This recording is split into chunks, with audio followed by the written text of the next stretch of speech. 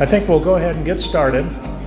Really appreciate all of you being here today. And we always do one thing before we start the annual seminar, and we're going to start that this year. We have a one-question survey. And the question is, how many of you here, show of raise of hands, are anxious for spring to get here? Good. I think we have the right audience. I think Maureen would like to get a picture of that. Yes, Maureen was getting ready to take a picture. How many of you would like spring to get here?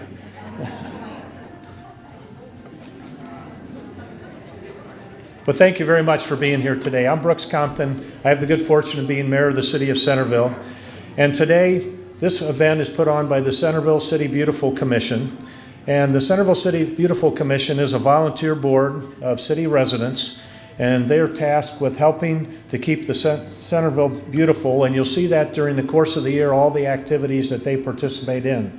They also do the judging of the Christmas lighting and of the house beautiful throughout the year. So if you would like to participate in what is really a very good commission for the city of Centerville, please feel free to do so. They have application forms up front, or if you don't want to do so today, you can contact the city, Karen Andrews, or anyone at the city, and they'll be happy to assist you as far as getting an application.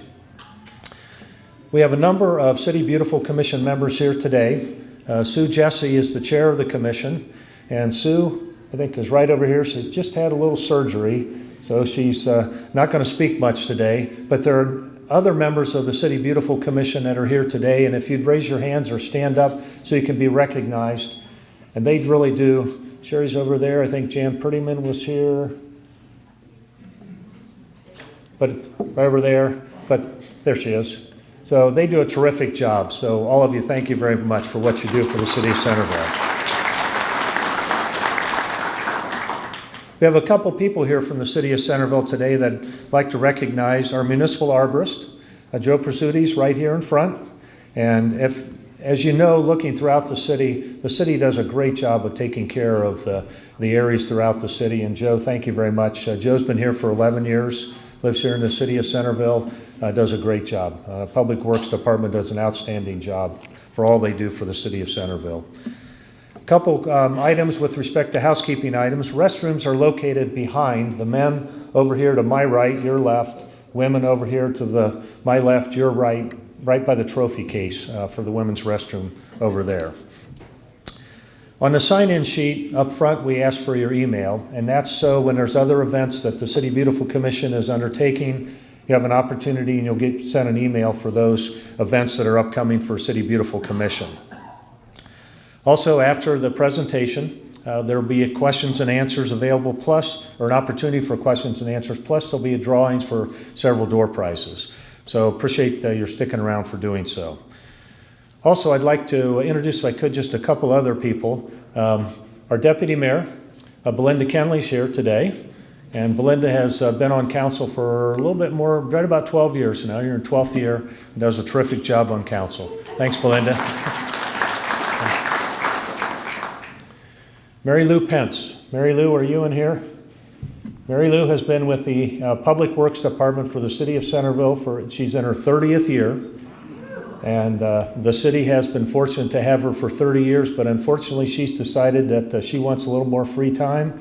She's going to retire at the end of July after being with the city of Centerville for 30 years. Mary Lou, you've done a great job for all these years and appreciate all that you've done. Joanne Rao, who is the council liaison, sent a text around to everyone that she was not going to share the flu this morning, so she stayed home. She is the City Beautiful Council, or City Beautiful Commission Council liaison. And Richard Diaz from Miami Valley Communications Council is videotaping this for future reference. If you get a chance to, if you miss a question or an idea, then you'll have an opportunity to go to mvcc.org and see did I get that right, Richard? mvcc.org and see the whole presentation. So thank you again for being here. We're very fortunate today to have as our speakers both from Siebenthalers. And Mike has been with Siebenthalers for 39 years. He's been the store manager for the past 28 years. He attended Ohio State University and then received an associate's degree from Clark State College, and that is in landscape architecture, if I'm correct. Horticulture. And as I say, he's been the store manager for 28 years. And Mike and I had an opportunity to do a Centerville Business Today show. And Mike, we had a lot of fun with that show, showed me how to do certain parts of gardening, which I hadn't learned in my previous 62 years of life. But it was really a good show. Also here is Sandy Berkeley. Sandy's been at Siebenthalers for 4 years. She has an associate's degree in floriculture, greenhouse management, and also has a bachelor's degree from The Ohio State University in landscape architecture. She worked with Wolper Consultants here in Dayton and also served with the City of Dayton Planning Department as their neighborhood design planner in the 80s. She also did Pilates for a number of years while she was raising 5 children. She started it. No, I don't have 5 children. Mike put that in there. I did not. I'm so sorry to hear that. You can see why Mike and I had a good show that day. Let me ask, were you a Pilates instructor? Let's try to narrow down. Yes, I was. You did do that, okay, good. And you work at Siebenthalers? I do. Okay. I've got the t-shirt to prove it. Okay, great. She is the perennial supervisor at Siebenthalers, and welcome to both Mike and Sandy for being here. It'll be a great presentation. Thank you all for being here.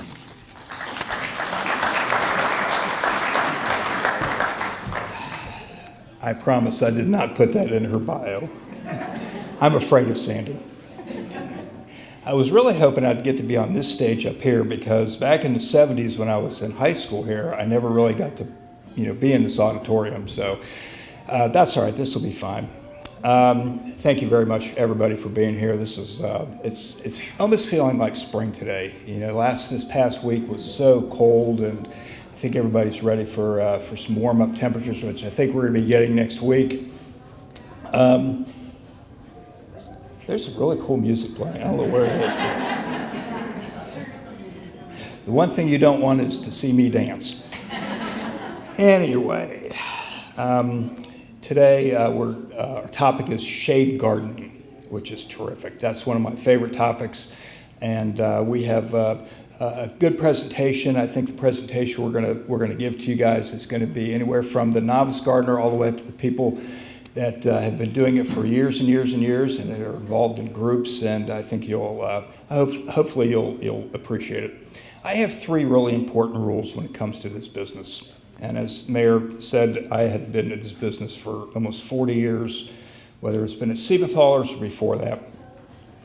The first one is it's only gardening. Okay, please keep that in mind. It's only gardening, and anything more than that. Anything more than just your basic yard maintenance is a plus, okay? The rewards can be anywhere from enjoying your yard, sitting on your patio with your favorite beverage and just enjoying what you've done, to having a family cookout, having relatives and family come over and neighbors, and having your neighbors say, boy, I really love what you've done with your yard, okay? To having somebody from City Beautiful knock on your door and say, here's a plaque, you've won the monthly award. And that's really the premise of what It's Only Gardening is about, okay? And that is, it's supposed to be enjoyable. It's supposed to be fun. It's time consuming. There's a lot of money involved, a lot of effort involved, we all know that. But it's supposed to be enjoyable. And the reward is so wonderful that's why it's one of the best hobbies that we have in this country. Be realistic about your yard, okay? The worst thing you can do is plant things in your yard that maybe don't belong where you're planting them, okay? You want to break your yard up into sections or even subsections. You want to, if you have more than 6 hours of sun in an area, you have a sunny area. Okay, now it may be a subsection of an entire section, it may be the whole yard for that matter, but you want to make sure that you're not putting things that do not belong there in those beds where you're getting 6 or more hours of sun a day. If you have 6 hours of sun, but it's 3 to 6 hours of sun a day, but it's afternoon sun, then you have part sun. Okay, which you can kind of play with that a little bit as far as what you can put in there, and if you're skating on 3 to 6 hours of sun a day, but it's more morning sun, or 3 hours of sun a day and it's all morning sun, you're in the right seminar, because that's what you're really looking for. If you're getting a lot of afternoon sun, you want to be very careful with some of the things that I'm going to be showing you, or Sandy's going to be showing you, because she's got the cool stuff. She's got the perennials and the things that really make the garden pop. I'm going to be mainly talking about trees, understory trees, evergreens, flowering, and shrubs and things like that. The third thing, and I'm sure everybody knows this, is soil prep. Bob Siebethauer, God rest his soul, used to say, don't plant a $100 tree and put $5 worth of soil in to plant it. You don't want to do that. If you can, if you have an area that you can mix some good organic material, peat moss, pine bark mulch, mushroom compost, anything like that, and you can till it in fairly easily, that's terrific. If you find that you're digging material in and you're hitting a bunch of roots, because with shade gardening, the majority of your shade is going to be provided by trees. You know, sometimes you'll have a structure like a shed or a deck or fence, but the majority of the time it is because you have trees. You do not want to disrupt the roots of a tree, okay? They say that, well, you know, you can dig up 10% of the tree roots without really hurting the tree. Nobody knows what 10% of the tree is because it's underground. So you want to be very careful. If you're tilling anything in your ground and you're hitting a lot of trees, stop immediately. You're better off to amend the soil topically or as you're planting to amend that area. But you don't want to go in and start ripping out roots of trees. Okay, those are two very, very important things to remember. Also fertilize. That is so important, and I'm sure that everybody here knows that, but I'll tell you, you can't stress it enough. Most of the plants that I'm going to be showing you, and I'm sure some of the plants that Sandy has on her slides, are ones that maybe take a little bit more of an acidic soil, but there are some that take a little bit more alkaline or neutral. But if you're using a good slow-release organic fertilizer, that's going to make your yard that much easier to grow. If we could turn the lights down just a bit, I have a little slide presentation here. I am going to be drinking a lot of water beforehand because, quite honestly, I'm going to lose my voice by the end of this program.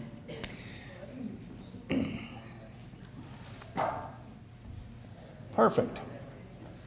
This is a family photo from my grandparents when they came here from the old country of Italy. Okay, this is my mother, and this was back in the 30s. Okay, and they had created a little structure like this, and this was their original pergola. Now, some of the things we're going to be going over at this point are going to be understory trees or small shade trees. Okay, this is one of my favorites, the hop hornbeam. It gets decent size. Okay, this would be one that would go under a fairly large canopy of maples, oaks, things like that. Nice bloom on it. It's going to get to be about 30 feet high or so. Not much fall color though. That's the thing that, some of the things that I'm going to show you, the fall color is going to be kind of yellowish, maybe even a brown. But it's a nice tree. It's got a really nice leaf on it, as you can see. But it gives you a little bit of bloom in areas, understory trees that maybe would not get enough sunlight for some things like a crabapple or anything like that. Ironwood, which is very similar to the hop hornbeam, is the American hornbeam, and it's in the Carpinus family. Once again, a nice understory tree, 30 foot plus, depending on, this is the American, so it might even get a little bit larger than that. This is the fall color here. You can see it does have kind of a nice greenish yellow to it. Once again, it's a nice understory tree that kind of fills in, it breaks that area up from, say, a tree that maybe has a canopy that starts at about 40 feet, and then all of a sudden you've got nothing but bare stem underneath there.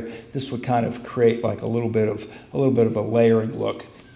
The next one is pawpaw, which we don't see a lot of around here. And these can get decent size. The fruit is edible. We don't see a lot of them here. They're hardy, but if you get a really bad winter, they're gonna have some issues. Once again, fall color is kind of a yellowish, but it does have an edible fruit. Usually something like this is going to be something that you would see in areas that you would want to have a little bit, you could have fruit dropping on the ground without it causing much mess. Okay, that's very important to remember. The next one is the same way, the persimmon tree, which doesn't get quite as big. Oops, let's take that one back. Doesn't get quite as big, but once again, anything with a large fruit like this, you're going to want to make sure that this is in an area where if it drops, it's not going to really create a mess, because then all of a sudden you end up with bee problems and you know, it's unsightly in your landscaping. So you want to make sure that these are in areas that in the back of your yard where if you get some fruit dropping during the course of the season, it's not going to really create much of a problem. This does have a really nice fall color, kind of an orangey red fall color. Doesn't get quite as big as some of the others that I've showed you, but once again, it's going to give you that kind of layered look, and that's what you're kind of going after. You're going after kind of a layered look to get down towards the ground where some of, you can put in some perennials and things like that. The next one is an old favorite, dogwoods. You see a lot of dogwoods around. The native dogwoods, pinks and whites, they're heavily used around here. I like the fall color on dogwoods. I like the berry on dogwoods. The flower is there's a lot of different types, non-natives, the Kousa dogwoods and things like that. But this is the traditional dogwood look, and it's going to have a great reddish fall color, reddish fruit on it. And the branching pattern can be kind of horizontal sometimes, but they will get to be about 20, 25 feet if they're in the area long enough. And this is one of the varieties that we probably have carried for about 20, 25 years, the Kousa dogwoods. You can see that the bloom is a little bit different. It comes in a little bit more narrow, and it's almost a little bit more pronounced. Okay, but these actually tend to be a little bit hardier than the native dogwoods, but they still they're a beautiful tree. They have nice red fruit on them, great fall color. Next we have Serviceberry, which I love these. The birds love the fruit, so if you're expecting edible fruit out of these, good luck beating the birds to them, okay? They have a really nice white bloom in the springtime, as you can see. The fall color is going to be kind of reddish orange. One of the things I like about the Serviceberry is the fact that they're not a really dense tree, and they look very natural in a landscape, in a shady area. And it's not something that's going to create a huge visual barrier, okay? It's something that's going to kind of enhance the area, but it's not going to create a wall-like or a look or anything like that. They come in multi-stem trees, bushes. There's some varieties that are kind of columnar. If you had an area, say, towards the corner of your house where you just kind of want to have a little accent there, they don't get nearly as big. But you can get 18, 20 feet out of a Serviceberry. They're not, like I say, they're not a real dense tree. So that's something that's going to be, kind of nice if you have, if you want to have a little bit more airy of a look. This is another one that's an old standard Serviceberry, or I'm sorry, Eastern Redbud. You see these all over in the springtime. These just seem to grow everywhere. They will take some sun, they'll take some shade. Excuse me one second while I hydrate. But these are ones that, once again, have a nice horizontal look to them. They will get big. They'll get 15, 18, even 20 feet high. You'll see some old ones out there. Multi-stem, single stem. Not much fall color. It's going to be kind of a yellowish, but they're a real nice tree to kind of accent an area that could use a little bit of height. Some of the hybrids that they have, the forest pansies and things like that, they take a little bit more sun because they have a purplish leaf to them, and there's some that have weeping types, but these will take some shade, and they'll also take some sun. Stewartia. Okay, this is Stewartia. These aren't used very often. I don't see a lot of people buying these, and we've carried them for years. I bet we don't sell more than about 10 a year. It's kind of a medium growing tree, 20, 25 feet high and wide, kind of rounded pyramidal. Not much fall color, but you can see the bloom is really nice. It's got a beautiful bloom on it, And these are really nice to kind of be that intermediate type of tree. They will get thick. That's a tree that, we were talking about the Serviceberry earlier not being a real thick tree and not, creating a dense wall or anything like that. Stewartia will they will get fairly thick.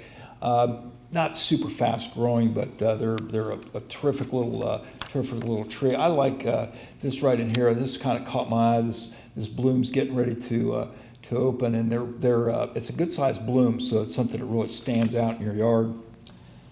And then this one right here, the viburnums, I tell you, this family of plants is probably one of the most diverse shrub trees that we have. And these things, it seems like they grow about anywhere. Sun, shade, they can be grown as single stem trees, bushes. They can be kept short, say 6 foot and under. They can get to be, this thing will get 15 feet if you let it. But it's just a really hardy group of plants. They have the leaves on viburnums. They vary. Some of the bush form like the Mohican and the leatherleaf, very coarse, medium type of a leaf. Not really one of my favorites. But then you get something like the dentatum varieties, which I believe I have a picture in here later. Kind of a glossy, smooth, almost has a kind of a glow to it. It's just a really neat looking leaf. Gray fall color. These have kind of a purplish maroon fall color. Some of the others, like the dentatum varieties, are going to be kind of orangey red. Those will take a lot of shade as well. They can be grown in bushes as well as trees. Blackhaw is probably one of the bigger trees that we sell as far as viburnums. Like I say, it's gonna have a real nice bloom on it. Has red berries, good fall color, fairly disease resistant as well. You don't see many things that are messing around with that. They just seem to be pretty maintenance free. As soon as I say that, there'll be something that's hitting all viburnums in the next year or so. Sourwood, another one that you don't see a lot of. And you can see it's got beautiful, beautiful fall color, beautiful blooms. Gets a little bit larger than, say, maybe a dogwood or a viburnum. It's going to be up that upper 30-foot range, but not used as much as probably people could. One of the things that we try to do is we have a department within our company, the container area out in the Beaver Creek location and the field area. That's what one of their main jobs is finding different varieties, especially in containerized trees where you can get them in and you can grow them on even for a year, or just get them in and sell them very quickly, and you don't have to mess around with them in the fields or anything like that. But we try to get varieties of trees that you don't see maybe other places, and maybe things that need to be introduced to this area. Excuse me again. All righty. Next one we have. This is a variegated hedge maple. Now, Carnival is the one that seems to be one of the most popular ones.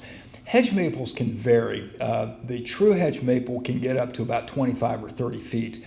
This one right here, the variegated one, which is Carnival, this is a small one. This is only 6 or 8, maybe 10 feet high and approximately that wide. Not much fall color, but I'll tell you, if you have an area in the back of your yard that's kind of dark because of shade and understory trees, or you need a nice understory tree to really brighten the area up, this would do terrific, because these they don't really get stressed out unless they're in a lot of afternoon sun. Okay, but if they're getting some afternoon shade, these would be a terrific tree to use. And Japanese maple, this could be a seminar all on its own.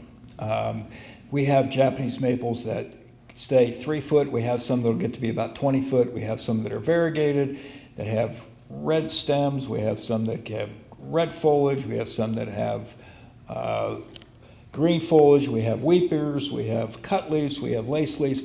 It's a whole seminar just on its own. These will take a decent amount of shade. Some of the older varieties, like Bloodgood, that is an old standard. That's one that gets very tall. It can get to be 20, 25 feet. Terrific tree. I like the lace leaves. I like the green lace leaves myself. That is a weeping type. I think that that is one that you can keep 3 or 4 feet wide. I have a friend of mine that I go over to his house every spring and I cut his back. His is probably about 10 feet wide, it's about this tall. And it is beautiful, and it's a green. I remember when my kids were smaller, they used to hide underneath of it. And if you want to be a new parent and have your first child missing scare, that's where they were. But all of a sudden we would, where's the kids at? And they would be underneath the Japanese maple. But this is one that, once again, this will add to a nice little pop of color in your yard, especially the red leaf varieties. And even the green leaf varieties, you can see it's got some, oops.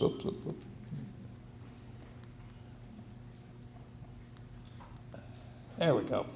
You can see it's got such a different leaf that it's something that it's just so unique, the leaf is. And these leaves can be, like I say, lace leaf. They can be a full leaf like this. And they have nice fall color. The fall color can range anywhere from orangey yellows to reds and everything in between. A lot of times with Japanese maples, especially during the times when it's really hot, when we have some of these summers when it's in the 90s, they'll be under a little bit of stress. They may not color quite as well, especially if they're getting a little bit more sun, because this is a plant that can take a little bit more sun, especially the heavier leaf varieties like this. But this is one that I don't think that every yard should have one, but I think that people really should take a good hard look if there is one that would really fit their yard. This would be considered kind of an area that you would consider needing an understory tree like this. This is almost like a blank screen right here. You can see how these trees are kind of branched up a little bit, and as these things get older, some of these branches are going to start dying off. And this may be areas where you'd like to maybe consider putting like a little understory tree that would give you a little bit of something right in this area, right in here, and then that way you can clean it up for things that you might want to plant down in here. I picked this one out just because I really liked it. And it's a little bit grainy, but you can see that it's just got some nice flow to it. There's some bulbs in here. There's some small trees in here. And I believe, if I remember right, there was some trees back in here that made it a little bit more of a shady area. I just really liked the slide, so I put it in there. Sweetbay Magnolia. This is a very unusual plant, but I don't think it's used enough. This is a great plant right here. One of the things I love about Sweetbay Magnolias is that, first, the blooms. These are very fragrant. This is one of the most fragrant plants that we carry. They don't have a ton of blooms like, say, some of your saucer varieties or the star magnolias.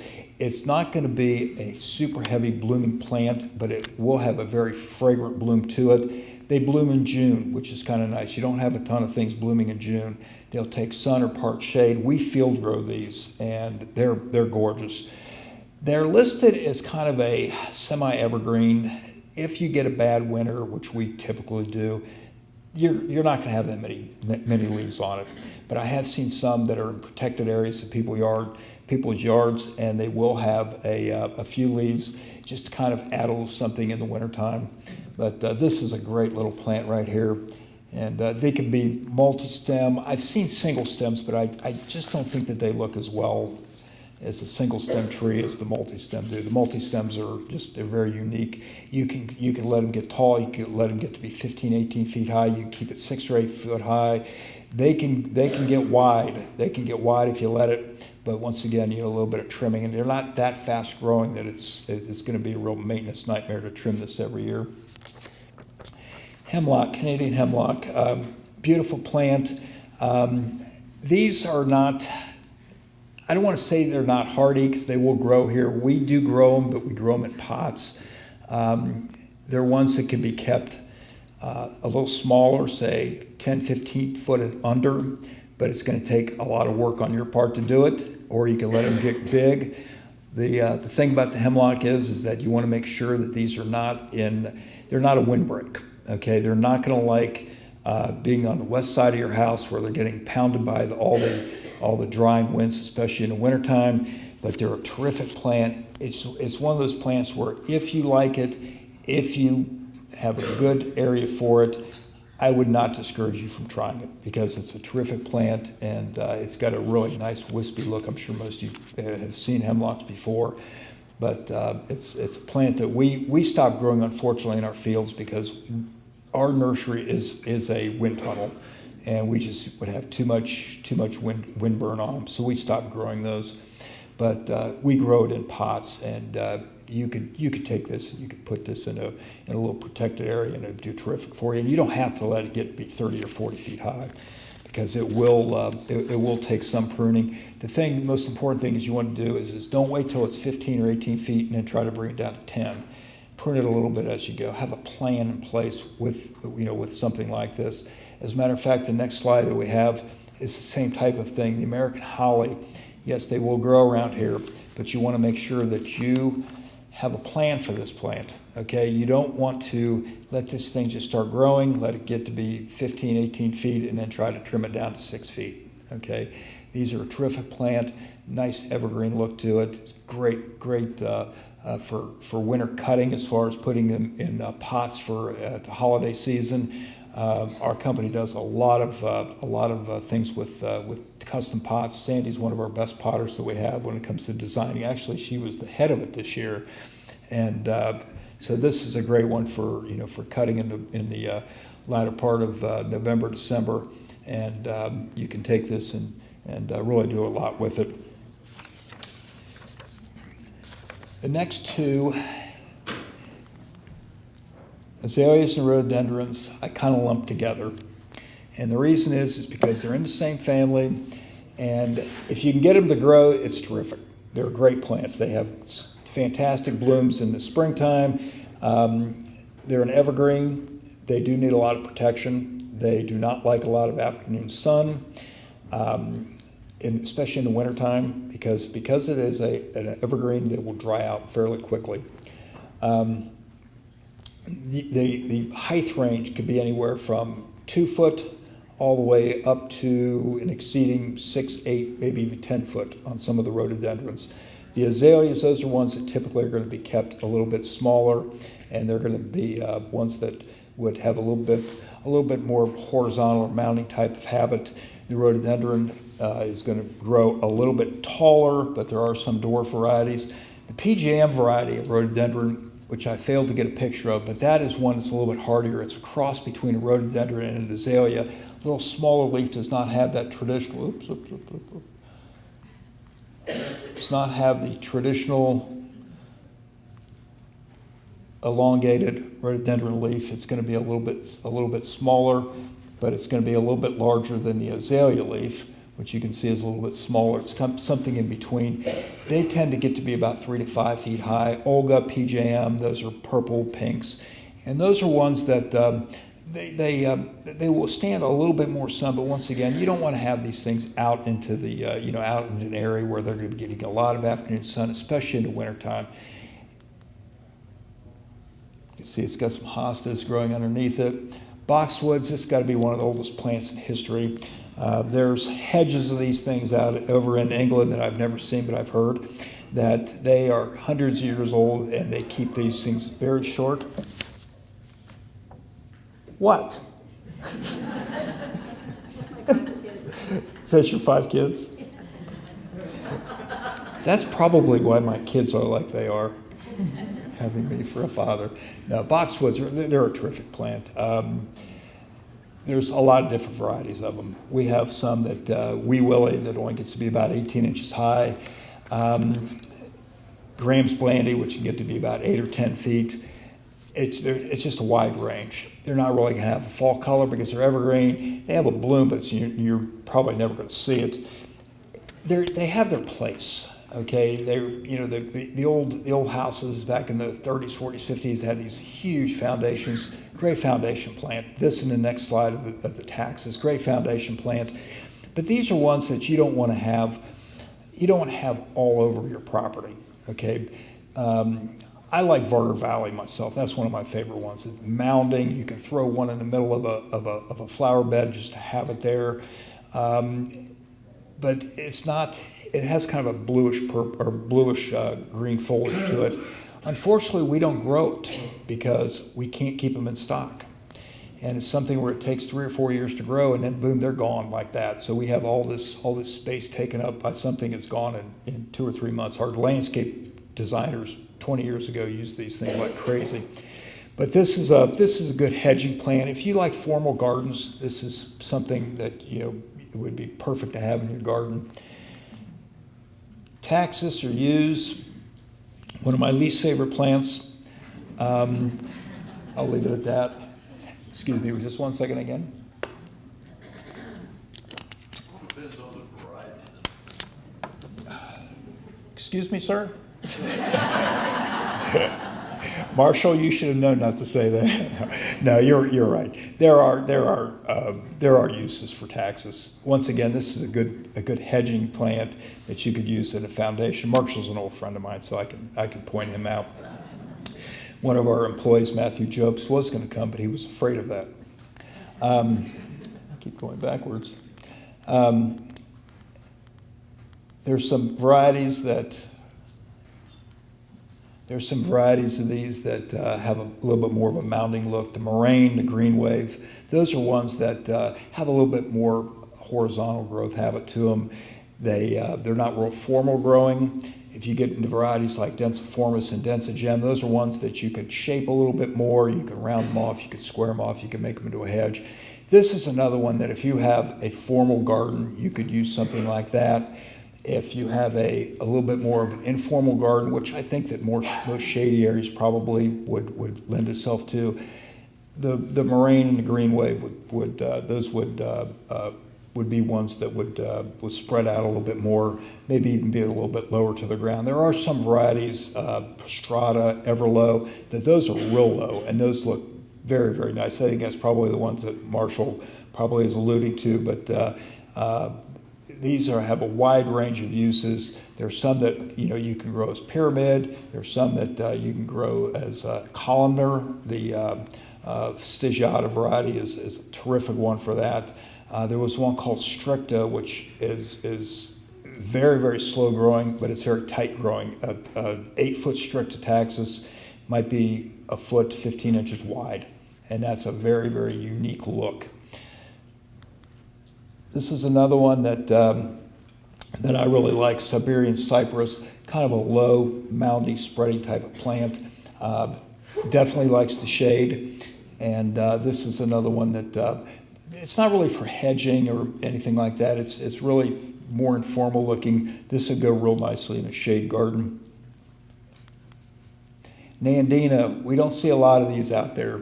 I don't know if we replace more of these than we sell. It's a zone 6 plant, and it does grow around here. We don't see a lot of them. It is an evergreen, but it's a neat little plant that can get anywhere from 2 to 3 foot. Some varieties can get to be 5 or 6 foot. I have yet to see a Nandina that gets that big, but I'm sure there's some around. This one definitely needs some winter protection, so you want to make sure that in an area that you have, make sure that you're not getting the blast of the winds from the west, especially in the wintertime. And this right here, this is just a little picture that I came across that I really liked. You can see the use of some understory trees, and you got, I believe, a taxus over here. I'm sorry, a boxwood over here, and this is Sandy's cool stuff, the perennials that she'll be going over. I actually asked her if she wanted to use it, but she said no. I've got my own pictures. But this is just a neat little shady area, I think. Sweet shrub, Calacanthus. This is a very underused plant as well. I love the blooms on these. These are a terrific blooming plant. They, they can get big. They can get 5 or 6 feet if you let it.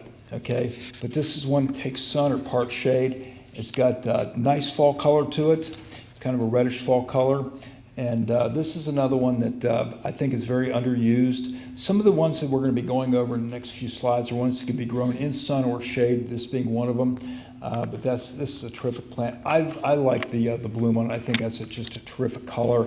And it's very unusual color.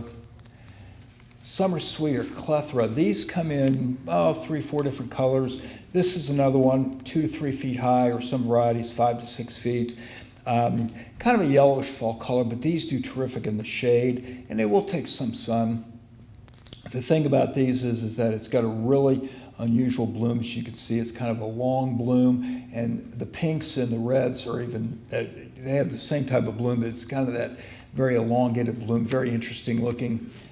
And the next one we have here, the Iteas. This is one of my favorite plants. I love the bloom on it. I love the fact that that you can get varieties that stay small, 2 to 3 foot. You can get some that will get to be 5 or 6 foot. Great fall color on the Itea. I really enjoy the fall color on these. And once again, these are plants that you don't really see a lot of. I think that definitely got a place in most gardens, I think. Fothergilla, this is a great plant here. You can see the blooms on it, very unusual blooms. All I've ever seen is white blooms. I'm sure that they come in other colors. This is one that takes sun or shade. This would be something that you could use in place of, say, a viburnum, if you wanted something maybe that was a little bit easier to maintain as a smaller plant. The dwarf varieties are going to be 2 to 3, maybe 4 feet. The taller varieties, maybe 5 or 6 feet. The color range is going to be anywhere from green to some have kind of the foliage has like a bluish hue to it. Good fall color. It's got kind of a reddish, yellowish, orange fall color. Once again, something that's probably not one of the big sellers, but it's certainly a plant worth considering because it does take shade or it does take sun. And let's see what we got here.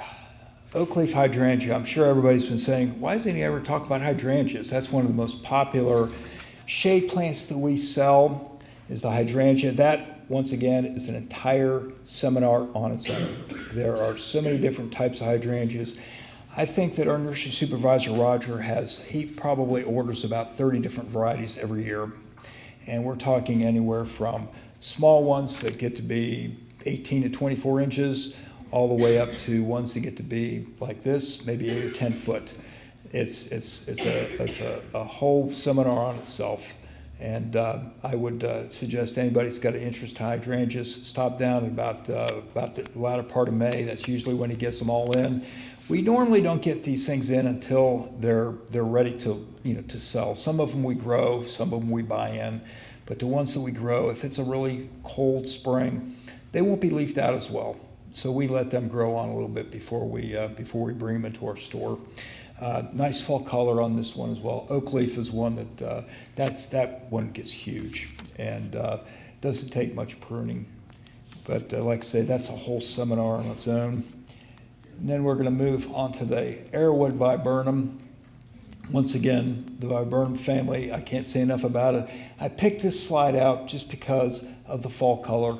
And like I say, the fall color on these is going to range, depending on what variety, anywhere from orangey yellows to dark maroons, okay? But this is a good family. I can't reiterate that enough as far as the diversity of what it can do. Multi-stem trees, single-stem trees, shrubs, large varieties that maybe would give you good privacy. Smaller accent plants, maybe only get 5 or 6 feet. Fragrant blooms on quite a few varieties. And then the last slide, if you remember the first slide from the old family homestead, this was what it ended up looking like years and years later. And this I just picked out just because it was from Italy and I really liked it. So this is my last slide of the presentation. And like I say, I'm just a warm-up act for this young lady right here because she's got the cool stuff and the perennials and the hostas and ferns and things like that. That's really what's going to make your garden pop.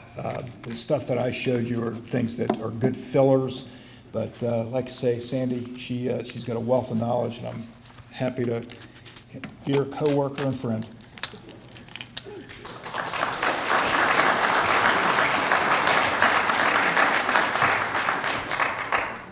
Okay, let's talk perennials. We're talking about a lot of plants today, so I just wanted to say, if you get overwhelmed by my list of plants, please send me an email and I will happily email the whole presentation to you so you have lists and pictures of these plants. I'd be glad to do that. So, shade gardening with perennials. Sunlight levels, Mike touched on this. Full sun, that full 6 hours a day. It can be morning or afternoon. Part sun, part shade. Full shade being fewer than 3 hours of direct sun a day. I would say about a third of the perennials that we grow and sell fall into the full sun, think coneflower. About a third fall into the part sun, part shade. And about a third fall into full shade. If it weren't for hostas, it probably wouldn't be a full third for full shade. But we grow and sell so many hostas, and for good reason. It's just a great plant. A couple examples of plants that would be part shade are the real limey green, light-colored perennials with thinner leaves like citronelle, coral bells, sweet cake, tradescantia. They just don't have enough chlorophyll to hold up to that strong sun. Shade-loving plants have evolved to compete for limited light in a woodland or rainforest. Leaves are usually large and or dark to absorb the maximum possible light. The surfaces shed rain to help resist disease, and of course they produce fewer flowers and fruits to be able to conserve energy. Okay, strategies for designing your shade garden. We'll start at the beginning. You need to know your conditions. You need to map where and when sunlight falls and pick plants accordingly. I'm a little hesitant to tell you to do this because I suggested this to a customer that didn't seem to know her sunlight levels. And I told her, just, maybe stay home tomorrow. It was a Saturday. And, just see where everything falls and how much. And she told me, I don't have time to stay home all day and watch the sun and shade in my yard. I'm like, fair, that's fair enough. But if you're out working in your yard, kind of take a look because it can be surprising. You'll think you'll have a full sun area that it's not, and vice versa. And it's super important when picking plants. Mike touched on this too. Improve your soil with organic matter. Really important for shade-loving plants because having developed on the forest floor, they're used to all of that decaying matter enriching the soil. And for most shade plants, they like an acid soil. Not all of the perennials do. There's some exceptions. Helleborus, which is Lenten rose, the hostas, heuchera is coral bells, brunnera, and astilbe. And that's a good list to know because we don't have acid soils. We have very alkaline soils. That's why these plants are so popular. One reason why they're so popular and they do well. Identify areas that may be considered dry shade. If you're a shade gardener, you know exactly what I'm talking about. It's dreaded, but very common, and we'll talk about that in a minute. So to improve the soil, as Mike said, add compost, all compost, the more the merrier. Helps break up a clay soil that we have. It also helps to regulate moisture. It helps it drain better, but at the same time retain moisture when it needs it. So you just can't overdo it with that.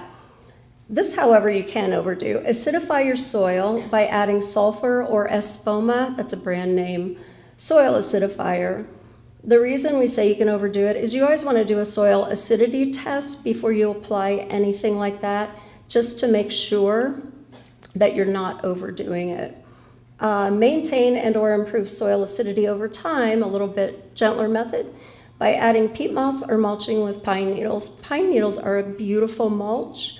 They end up very fluffy and then help to acidify the soil as they decompose. Okay, the dreaded dry shade, considered to be the worst condition for perennial gardening, usually caused by closely spaced trees or trees with dense roots. That's probably why you have shade, especially caused by the shallow-rooted trees. Excuse me. With the dense leaf canopies.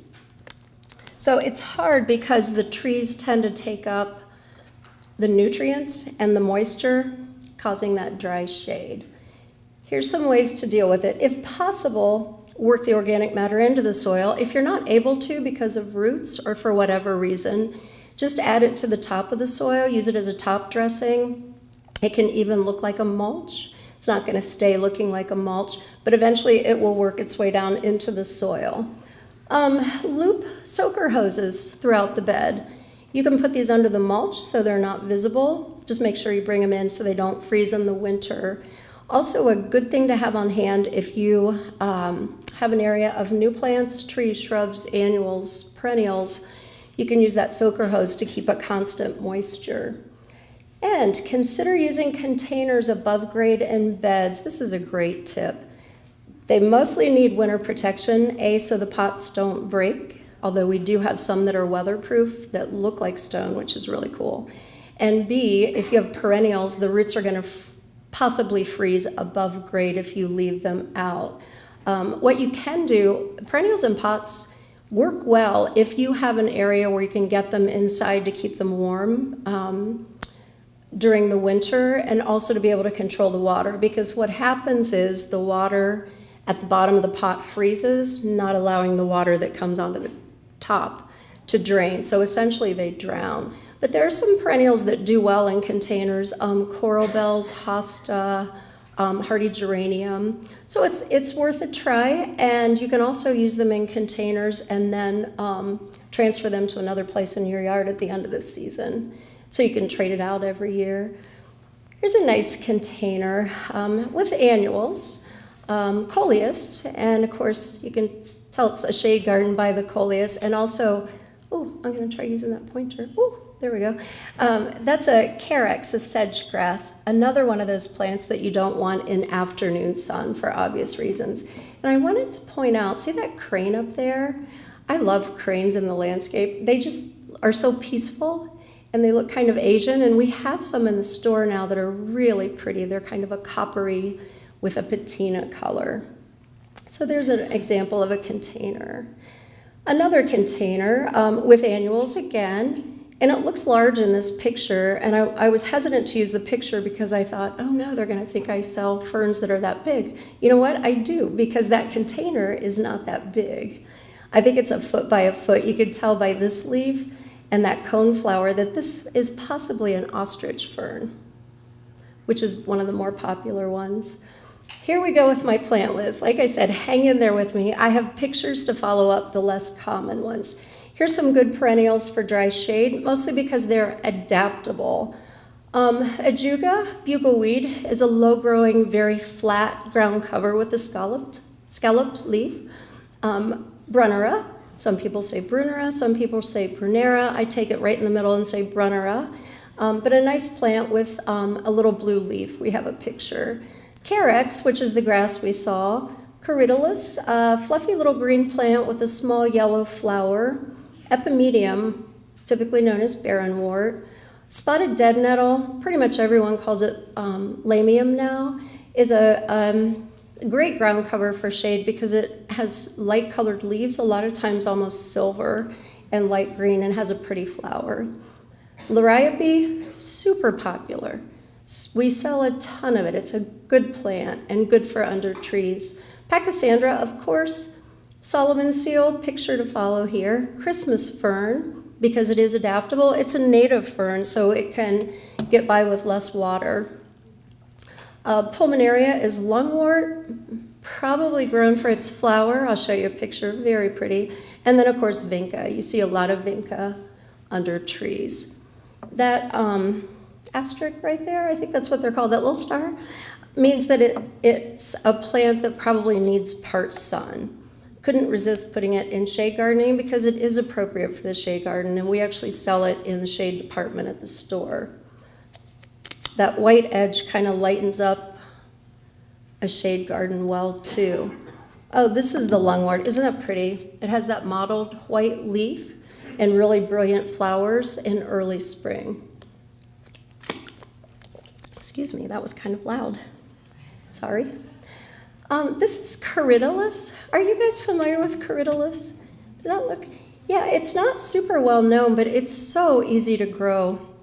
In fact, it grows every year. It travels by seed into our landscape display beds, which aren't even soil. They're just bark mulch that we sink pots into, and just grows and grows there until one of the teenage carryouts thinks it's a weed and pulls it, which is fine. But they grow super well.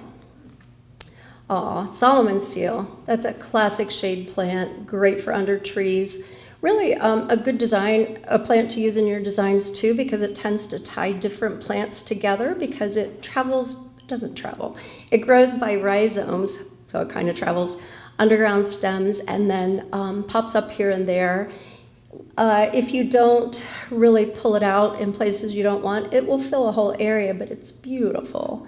Knee-high, we do have a dwarf one as well. I would say probably less than a foot, 8 to 10 inches. This is Christmas fern, and this is great. This is a native plant. As Mike would say, that's a whole other seminar. Native plants are important. Try to get some in your yard, whether you have sun, shade, part shade. One of the main reasons is that they have evolved with native pollinators. Pollinators need particular native plants to be able to do well. And this one is really sturdy. It has really leathery leaves. This picture doesn't do it justice, but keep this one in mind, Polysticum. Okay, we talked about this too. Hard to tell what 10% of the tree's root system is. Maybe prune the crown to make up for root loss. The bottom line is just be careful. Just don't cut too many of your tree roots. Strategies for designing a shade garden continued. Planting under trees. Apply twice the amount of fertilizer since the tree will take it up. I should have specified this does not mean mix it twice as strong. In fact, we don't recommend that you ever mix any fertilizer chemical other than the label directions, but you might want to apply it twice as often as is recommended. Raised beds are acceptable practice. You see a lot of them, a retaining wall around a tree. It's best if you can do that at the time of planting the tree. But if you really want to put a bed under a tree, you want to be able to add a little bit of organic matter, you can put a low edge. This isn't, the most spectacular raised bed, but I chose this picture because it looks like something that you really could have in your backyard. And these are bricks, so I'm guessing that's maybe 4 inches high. I'm guessing it was kind of professionally installed because it looks so nice and neat. But you could tell it's not adding that much soil. It's out at the edge of the bed. A third of the root zone being maybe the outer third of the diameter of the tree. Okay, picking shade plants. We've talked about it. Know the sun and moisture conditions. Foliage is very important because shade plants don't flower as much, obviously. Prioritize when you're picking plants, the form first, and then the texture, and then the color. So maybe different from sun gardening because a lot of times you pick that plant for the flower or the color of the flower. Okay, the form is the size and shape of a plant. How tall is it? How wide is it? Do you want a tall and narrow plant? Do you want a tall and wide plant? That's really the most important thing as you design. Texture, excuse me again, mix it up as much as you can. In my opinion, the best gardens do the best job at combining textures.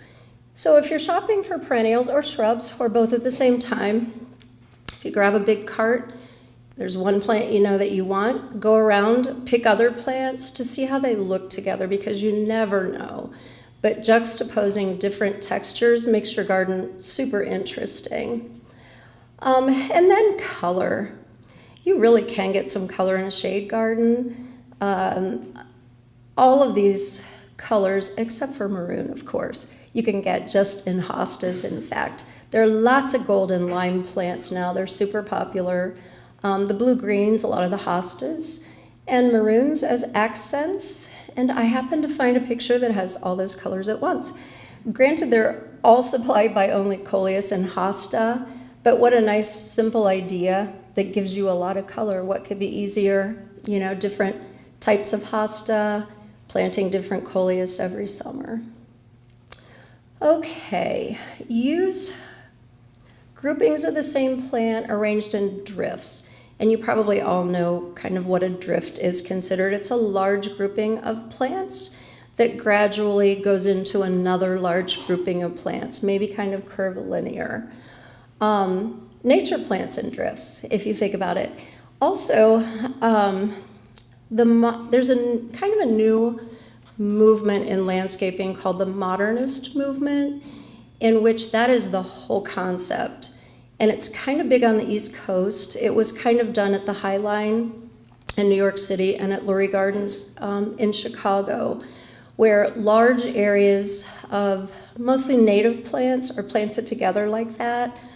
And without a lot of grooming, they allow them to grow as they would on a prairie or whatever, and kind of fight it out to see what ends up being more within the bed. So you just have these big natural looking beds. They're starting to use it more like in public landscaping, roadside, that sort of thing. You can have a single plant. Excuse me, you don't always need 3 plants. That rule of 3, in my opinion, is kind of overstated. If you have a hosta, and you can easily have a hosta that gets to be 4 feet high and 6 feet wide, you don't want 3 of those, right? That's big. So if you use that as a focal point, then maybe use a couple smaller hostas with it to kind of help make up the volume of that giant hosta, and you have 3 plants, and the eye reads 3 plants. If you have a small garden and you can't really do a lot, do try to plant 3 or more, because if one of them dies, you still have that visual impact of having more than a single plant. And even for specimen gardeners, which a lot of people are, you just see a plant, you like it, you want to plant it, try at least a couple of them. Height, vary, and layer. This is exactly what Mike talked about, and we'll show a picture here in a sec. Okay, this is, use imaginary crescent shapes to plan for height. I'm going to have to use my arms for this one. If you think about where you want height in a garden or in your front landscaping, typically you want height at a corner, whether it's an inside corner or an outside corner. An outside corner to soften it, an inside corner to take up that volume there. So if you start with that height, picture a crescent-shaped curve coming down and around to the lowest plants, and then fill in that height, making a nice curve in height. So think of it that way, and it's a great way to approach like a front landscaping where you have a corner of a house, you have your highest element there. Typically the low part will come down under windows, comes back up at your front door, continues on the other side. So those are my arms doing design. So that's what I mean by a crescent shape. Mike talked about dogwoods being great understory trees, and they are. They tend to have that layered horizontal effect, which makes them great for layering down. That happens to be a variegated one. Okay, shade gardens don't necessarily have to be woodsy and naturalistic. You can plan for them to be more formal by using symmetry, more angled lines, and some plants do tend themselves to a more formal feel. Vinca, ivy, hosta, and boxwood, of course. Here's a great picture. This is Lurie Gardens in Chicago. And you can see how lined up those boxwood are. This might not be the most practical idea in a yard, because if one of them dies, anytime you line up plants, if one of them dies, I'll be darned, you will not remember exactly which cultivar you got, or they're no longer available, or they're not available in the size that you want. So with public gardens, they can do this more easily because they probably grow those plants, and they probably grow them just for this little garden. But I thought it was a beautiful picture. I love the white birch bark with the white flowers, and I know you're going to ask me what this is. This is agapanthus, a bulb. We don't sell them. We sell an agapanthus that's blue in the tropicals, but I'm sure they're available and by mail order, and they give that kind of more formal feel because they're so vertical with that perfect little globe on the top. I thought at first that this was a walkway, and then I said, no, that looks kind of dangerous. You'd have to have pretty big feet probably to walk across that. So I think that's stone, and I think it just happens to be an element that they put in there for interest and to lighten it up a bit. Now there's a great case of symmetry, and just beautiful. There again, I'm sure this is a public garden, and being professionally designed, it's symmetrical, But you'll notice there's a Japanese maple on the left, but not on the right, which makes it a lot more interesting than if there was one on the right. So this is probably one of those come around the corner focal point type designs. Flowering times, not as much of a factor as with sunny gardens, but you can have all four of the different types of growing seasons for perennials: early spring, spring, summer, late summer. Something could be flowering. More plant list. For early spring, Brunnera, bleeding heart, classic shade plant. Sweet woodruff is a nice little ground cover that I brought a picture of that we'll get to. Lily of the valley, Lenten rose, the earliest of the early flowering anything practically. We sell a lot of them. They're just beautiful. We typically get them in like mid-April. If you come in early, you can see them flowering and get the best selection. Woodland phlox, there again I have a picture. It's a wonderful little phlox for a shade garden. And lungwort, pulmonaria, we looked at a picture of that before with that purpley pink. Let's move ahead here and I'll go back. This is Helleborus. This is the honeymoon series. There are at least 7 different cultivars within this series, and they all have honeymoon names, but I don't remember them. But all the whoops, I'm doing what Mike did. There we go. So all of the plants, each of the plants, range in color and they look beautiful together. So nearly black, apricot, ivory, bright pink, all in the same mix. Really pretty. Oh, and this is that Phlox divaricata, different from your tall garden phlox, obviously. Blue moon, really beautiful. You could tell by the flower and the stems and the leaves that it's a phlox, but it's much more low growing, maybe 9 inches high.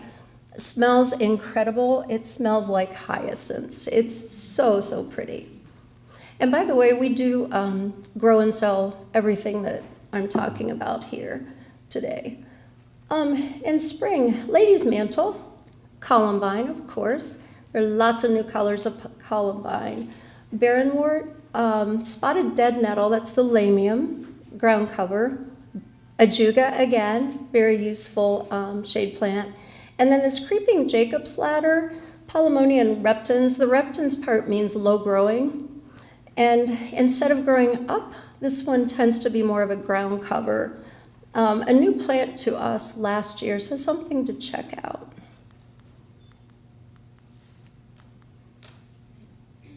Oh, I'm sorry, I have another early spring picture here. The sweet woodruff and the bleeding heart. And by the way, we have bleeding hearts, newer cultivars now that don't die out as much in the heat of summer. So ask about that.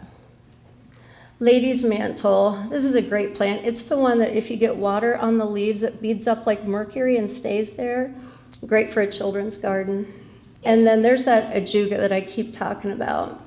It's deceiving though. Each one of those flowers is about the size of my little finger, so not really grown for its flowers. In the summer, we have Japanese spikenard, which is a shrub-like proportion. Do have a picture, as stilby, of course. Flowering typically early June. Coral bells and hosta, typically flowering June into July. And then in late summer, we have anemone. Begonia grandis is a perennial begonia, looks just like a begonia, gets tall, and has a pretty flower. Plumbago is a ground cover with a true blue flower. Some of the hostas flower late, and that's where they get the name August lily. This particular one, Plantagenea, is an old one that all of the fragrant white hostas were bred from, and they all tend to flower a little bit later, and they smell like gardenias. Royal Standard, I think, was developed from Plantagenea, but we now sell the straight Plantagenea. It's a beautiful plant. Tricertus is toad lily. Let's look at a picture. There's that Sun King Aurelia, also called Japanese spikenard. Whoops, I'm sorry. My fingers are fat. There you go. That is a perennial. We sell it in a 2-gallon pot, and it has a white flower. Early in the summer, it gets a little black berry, late summer and fall, and such a pretty plant. Also falls under the category of don't put me in afternoon sun, but it needs a little bit of sun. Oh boy, this is a pretty plant. Astilbe Visions. This picture doesn't do it justice. It looks purple here, but it's truly a raspberry color. And it, without a doubt, is the most colorful shade perennial flower that you could possibly find. It's just beautiful, and we're going to talk about it a little bit more later because it's very versatile as well. Late summer, there's your anemone, just as pretty in bud as they are in flower with those perfectly round buds. Plumbago is the ground cover that I mentioned that also has a blue flower, turns bronzy in the fall, not as easy to establish as some other ground covers, but a very pretty plant. We sell lots of them. Late summer, this is a native heuchera, so a native coral bell. Not as attractive as a lot of the cultivars, but a pretty plant, and it flowers late in the summer, and it's white, which is always good in a shade garden. So keep that plant in mind. We sell it in a quart size. Toad lily, I have a better picture of the flower later, but probably I would award this one the most exotic looking flower that you could have in a shade garden. Does anyone here grow toad lily? It's a plant I was not familiar with. Somehow it just wasn't on my radar until I worked at Siebenthaler. I never get to see them in flower because they sell out before they flower, but really a cool plant, Tricertus. Lighten up a dark garden using water in different forms, variegated plants. Think of all the white and hostas, enough said, they really, really work. And of course using annuals and bulbs for color variation. I love this picture. That's, by the way, I'm pretty sure this is Tiarella foam flower down here. But I like that water feature. It's nice and simple for one thing. But if you look at that picture and just block out the part with the bird bath, it's not nearly as interesting. Just the reflection of the water can really help in a shade garden. More water. This probably isn't a shade garden given the fact that there's some ornamental grasses there. But as well as the water, those light color stones really, really help. Here's a smaller version of that. Love it. And you could do this without it bubbling water from the top. You could just have this dry. It still would add some light to your garden. I, of course, would plant all around the edge of those stones, and I'm sure that's what the homeowner intends to do. This is a crushed stone little patio or plaza seating area. Crushed stone is a really cool thing to put in a shade garden. I had crushed stone paths on either side of my last house. I even had the pathway up to my front door as crushed stone, and then had large, 2.5 by 2.5 foot concrete squares, kind of randomly placed, but so that you could walk, which was really hard for the guys that installed it because I kept walking on it and telling them that one needs to go over there, this one needs to go here. But anyways, it's installed as probably 2 inches or a little bit more of a larger stone that will drain well, and then it's a finely crushed stone that they put on top and they compact. So it's a nice walking surface. We've even had taken a wheelchair over it, in fact. It's a little bit of maintenance. I used to put preen on it every spring just to cut down on the weeds, but the weed seeds do tend to land on that and get down in there and germinate. But nice way to lighten things up too, because those stones are typically pretty light. We're almost to the end. I only have a few list of plants left. Deer-resistant perennials. Deer in Centerville just seem to be on everybody's mind when they come in to buy perennials. We have lots of them. Typically, it's plants that deer don't like the texture of eating that can be resistant, and we'll just take an example here. Let me think of a good example. None of these have really smooth leaves. They're all a little bit hairy or serrated in some way, but this is not a full list, but this is a list of deer-resistant perennials. But as I always say, it depends on how hungry the deer are. But you can certainly try to plan for it. And here's some pictures. The bugleweed Goat's beard, we haven't talked about yet. That's a native plant, native to southwest Ohio, white flower. Looks a lot like an astilbe. Pink fizz heucherella, that was new last year, and that flower is gorgeous and great color variation. You can almost picture that those have more of a hairy leaf that deer wouldn't like. St. John's wort is a shrub as well as a smaller perennial, hypericum, liriabe, and finger paint tiarella, another one. You can tell the heucherella and the tiarella look a lot alike. A heucherella was formed from a tiarella and a heuchera. Native shade perennials. If you come to the store, we try to have these separated out, an area for sun and an area for shade, like by mid-June, and try to keep them up. And you know, it could be a whole other talk on natives, but I think we all know they're pretty important. So we do have them in perennials, as well as in shrubs and trees. And some ferns are northern maidenhair, lady fern, and that Christmas fern. This is great blue lobelia. There again, it has that little asterisk because it does need some sun. It also needs a lot of water, but just a beautiful blue flower on a native plant. And you can tell it does well in part sun by that slide.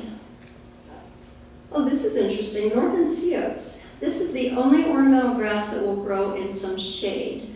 When it grows in shade, instead of growing straight up and down, it tends to arch more. And it has this great texture because it has those oat-like seed heads on it. But I will warn you, it spreads. So you want to have it in an area that's contained or it will spread. It also spreads by seeds and it will start to grow in your yard and you have to pull it out.